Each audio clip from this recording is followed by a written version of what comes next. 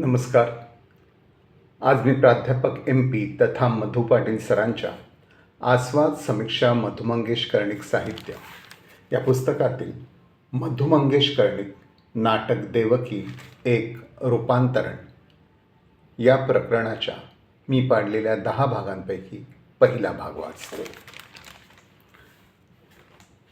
मधु मंगेश कर्णिक नाटक देवकी एक रूपांतरण.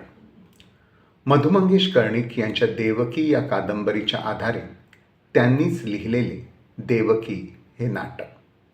कादंबरी लिहून 1962 साली प्रकाशित झालेली आणि देवकी हे नाटक लिहून त्याच्या 25 रंगमंचीय प्रयोगांचे भरघोस स्वागत झाल्यानंतर 1968 साली प्रकाशित झालेले देवकी हे नाटक.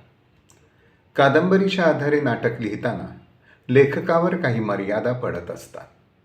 कादंबरी सर्वसाधारणपणे 300 ते 700 प्रकरणांची आणि 150-200 ते 700-800 पृष्ठांची असते, तर नाटक 2-3 अंकांचे आणि 70 ते 80 पृष्ठांचे असते.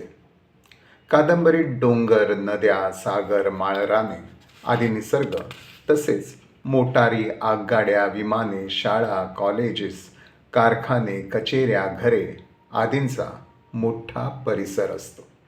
तर नाटकाचा रंगप्रयोग सुमारे 40x25च्या रंगमंचावर करावयाचा असल्याने तत्सम नेपथ्याची रचना लिहायची असते.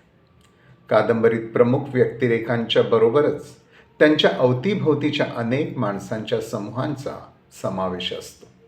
तर नाटकात मुख्य व्यक्तिरेखांबरोबर संबंधित काही मोजकीच माणसे असतात.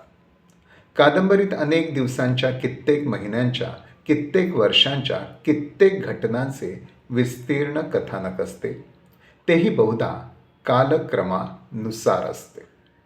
नाटकात 2-3 तासात रंगमंचावर घडविल्या जाणाऱ्या निवडक, वेचक, टोकदार, आकर्षक घटना लिहावयाच्या असतात. कादंबरी बव्हंशी प्रथम ते तृतीय पुरुषी निवेदन, थोडेफार संवाद, सरळ वर्णनपर निवेदन यांच्या आधारे लिहिलेली असते. तर नाटक व्यक्तिरेखांचे संवाद, स्वगते, फ्लॅशबॅक, कंसातील ध्वनीत सूचना अशा स्वरूपात लिहिलेले असते. कादंबरी फक्त लिहायची असते, तर नाटक हे रंगमंचावर अभिनीत करून प्रत्यक्ष जिवंत करावयाचे असल्याने ते सारे रंगमंचीय दर्शन लक्षात घेऊन बहुशः लिहिले जात असते. प्रस्तुत लेखात देवकी या कादंबरीचे नाटकात रूपांतर होत असताना 1. कोणकोणत्या घटना वगळल्या गेल्या, 2. कादंबरीतील काही घटनांचे स्वरूप नाटकात रूपांतर होताना कोणत्या स्वरूपात बदलले गेले आणि 3. कादंबरीत नसलेली नाटकात कोणती वेगवेगळी नवनिर्मिती झाली, या सर्वांचे उदाहरणासहित दर्शन घडवणे संयुक्तिक ठरावे. आणि या 3ही घटकांमुळे उणे अधिक काय साधले गेले याचेही थोडेफार विश्लेषण होणे समर्पक ठरावे. त्याचबरोबर ओघाओघात येणाऱ्या कादंबरीतील गाळलेल्या जीवनदर्शक उत्तम काव्यात्मक घटना आणि नाटकातील जीवनदर्शक नवनिर्मित उत्तम नाट्यार्थक घटना यांचेही उदाहरणांसहित दर्शन घडवणे योग्य ठरावे. आणि हे सारे करीत असताना कादंबरी या वाङ्मय प्रकाराच्या मर्यादा व बलस्थानं आणि नाटक या वाङ्मय प्रकाराच्या मर्यादा व बलस्थानं ध्यानात घेणे शक्य होईल. रूपांतरणातील वर उल्लेख केलेल्या 3 गोष्टींच्या संदर्भात सोदाहरण चर्चा करण्यापूर्वी प्रस्तुत कादंबरीच्या मुख्य कथानकावर थोडक्यात लिहिले गेलेले एक टिप्पण पुनरावृत्त करणे युक्त ठरावे. देवकी म्हणजे एक रोमॅन्टिक लव्ह ट्रॅजेडी असे म्हणता येईल. या प्रणयनिर्भर शोकात्मिकेत नायक आणि नायिका या 2 प्रमुख व्यक्तिरेखा, त्यांच्या उदात्त निर्भर प्रीतीचा शोकात्मक शेवट अवतीभोवतीच्या पारंपरिक जाचक मूल्य व्यवस्थेमुळे होत असतो. कोकण गोवा परिसरात सारस्वत ब्राह्मण खोत आणि भाविण यांचे नातेसंबंध सर्वश्रुत आहेत.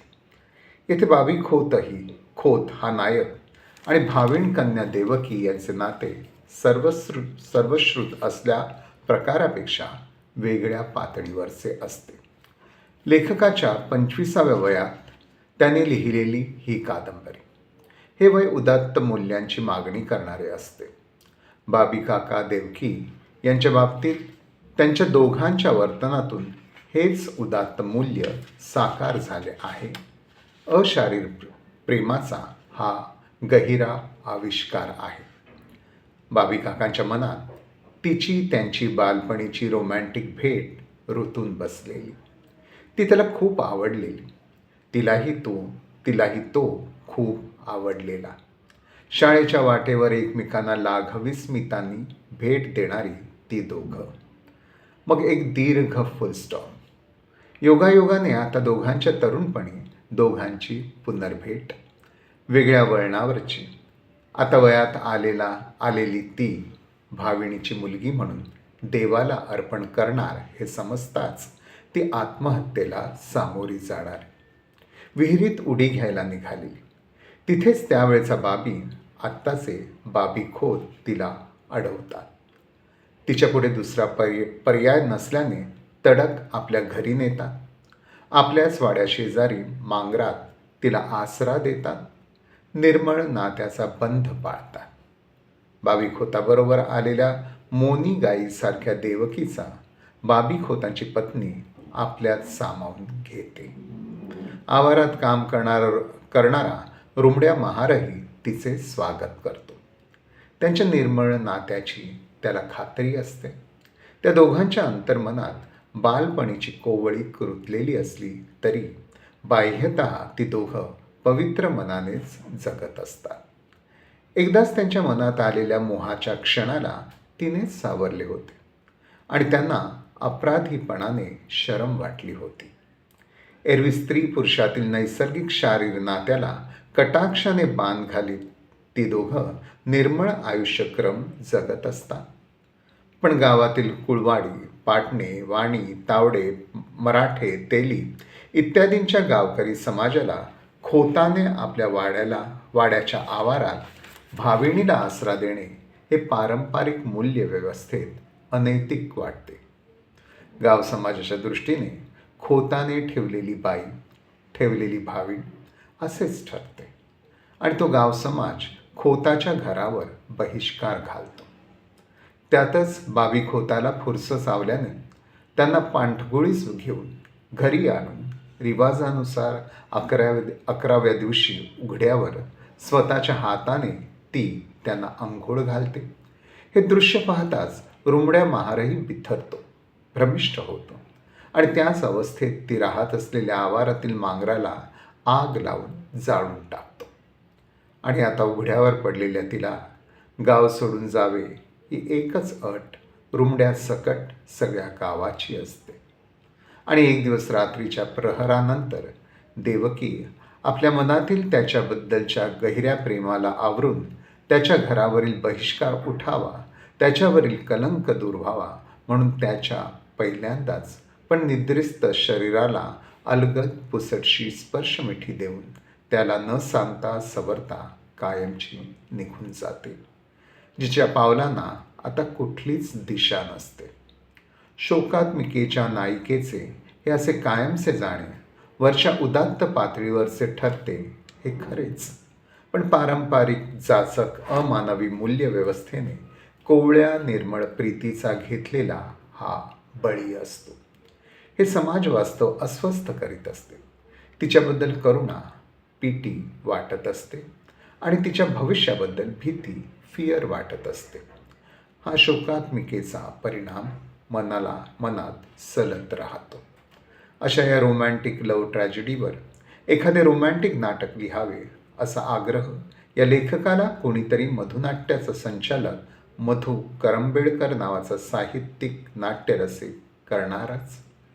त्यांच्या 2 वर्षाच्या पाठपुराव्यानंतर आणि विख्यात नाटककार व दिग्दर्शक मो. ग. रांगणेकर यांचे मार्गदर्शन लाभताच याच लेखकाकडून त्यांच्या प्रस्तुत कादंबरीवर आधारलेले नाटक लिहिले जाणारच. एका कादंबरीचे हे नाट्य रूपांतरण, त्यातील प्रारंभाला उल्लेखलेल्या 3 घटकांच्या संदर्भात सोदाहरण दर्शन घडवीत चर्चा करावयाची. बाकी पुढच्या भागात. धन्यवाद.